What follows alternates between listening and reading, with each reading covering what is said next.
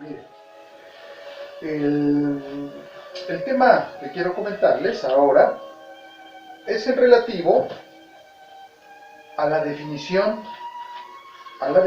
de lógica, y para ello me voy a remitir a la información que me brinda la autora Angélica García Fernández en su obra Lógica, Teoría y Práctica.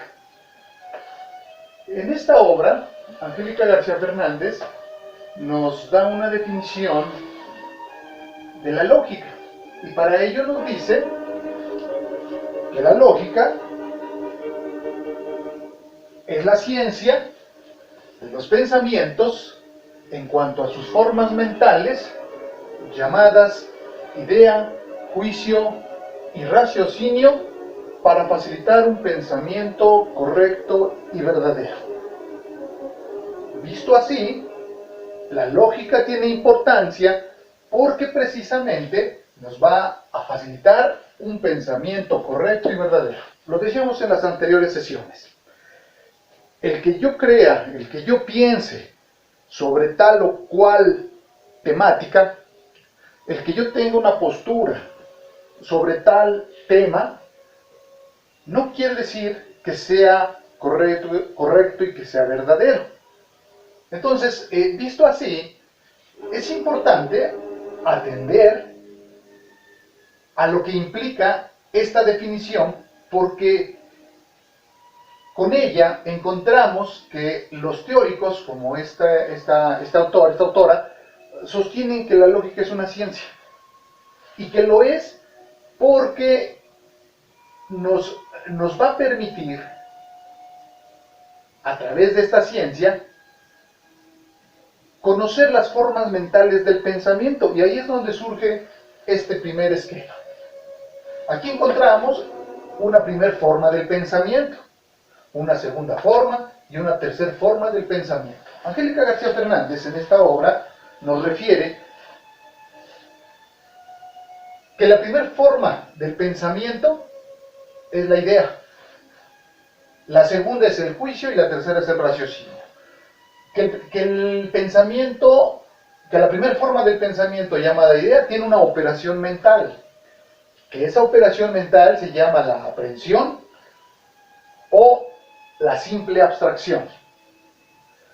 Que de la segunda forma del pensamiento, llamado juicio, su operación mental se llama el juicio psicológico, y que de la tercera forma del pensamiento se denomina raciocinio, y que su operación mental será el raciocinio psicológico.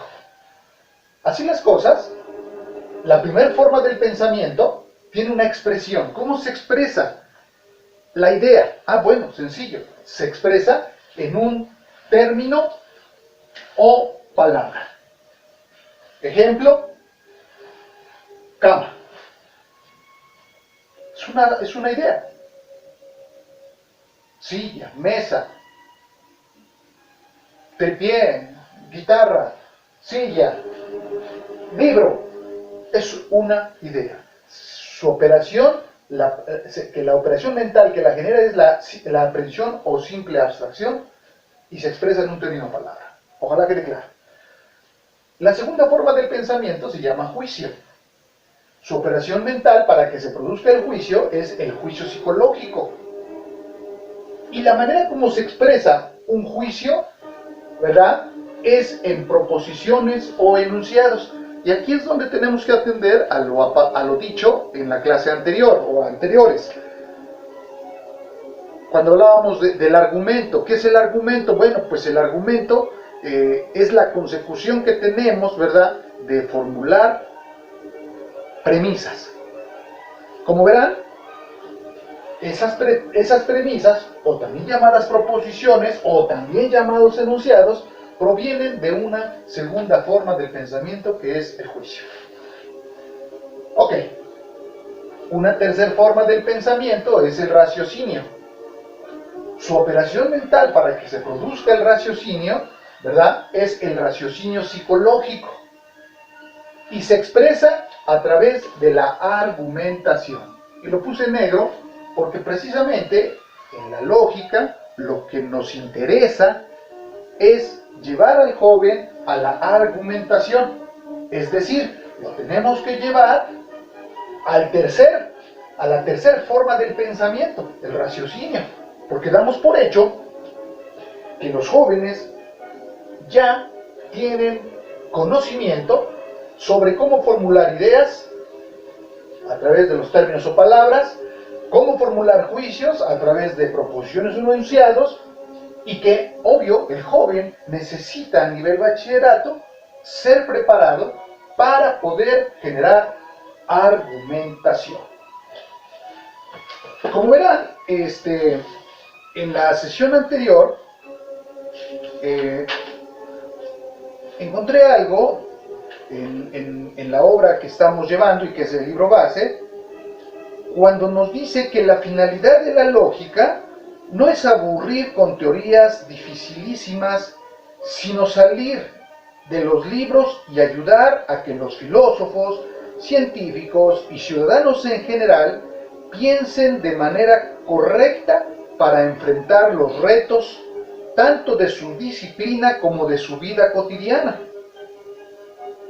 La finalidad de la lógica no es simplemente ser, sino ayudar a tomar mejores decisiones y contribuir a alcanzar una mejor sociedad, con base en ideas razonadas y bien sustentadas en correspondencia con la realidad que todos compartimos.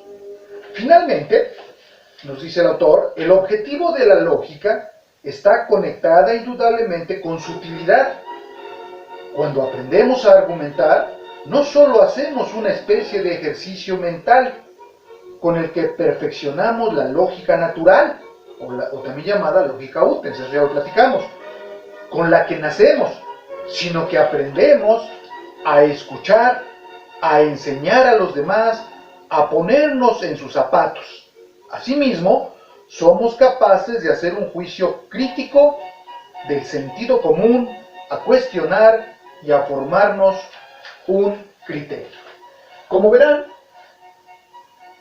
retomando a estos dos teóricos que estoy consultando, pues resulta que Angélica García nos sigue orientando y nos dice que esa primera forma del pensamiento llamada idea, podemos definirla como la representación mental de un objeto sin afirmar ni negar nada de él.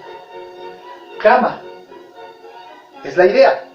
Como verán, en esta no se afirma ni se niega nada de dicha idea. Cama, puerta. Pero cuando decimos la cama es grande, entonces estamos ya generando un juicio. Y en el juicio, Angélica García Fernández nos ayuda con su definición diciendo que es la afirmación o negación de una idea con respecto de otra. Cama grande, puerta chica, silla amarilla, etcétera, etcétera. Ok.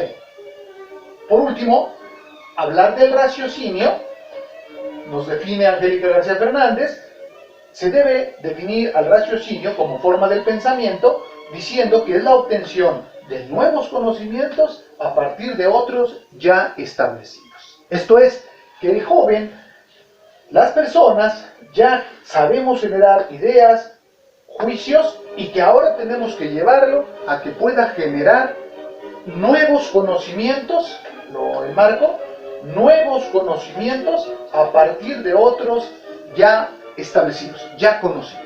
Ustedes que vienen llegando de la secundaria, obvio, traen muchos pensamientos. Aquí están, ideas, juicios y raciocinios. Lo que los vamos a ayudar en este bachillerato es a que esos raciocinios, ¿verdad?, se formulen bajo ciertas estructuras debidamente, con la finalidad de que creemos pensamientos correctos y verdaderos. Ok.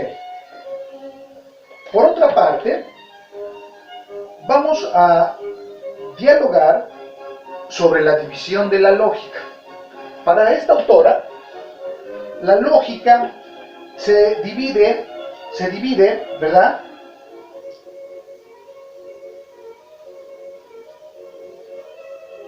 en pensamientos verdaderos, falsos, correctos e incorrectos. Eso es lo que nos establece Angélica García Fernández, que los pensamientos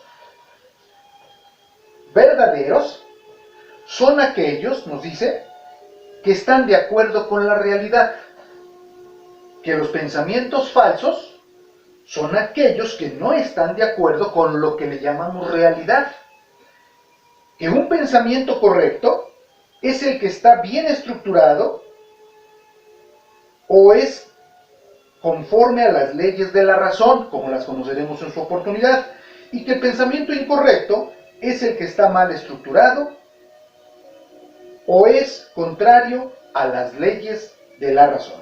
De esto, por favor, les pido, indaguen este tipo de división, porque en la siguiente sesión estaremos realizando ejercicios sobre lo que es la lógica formal y la lógica material, para poder entender dónde están esos pensamientos verdaderos, esos pensamientos falsos, cuándo son correctos y cuándo son incorrectos. Les pido, indaguen lo solicitado y nos vemos en la siguiente. Gracias.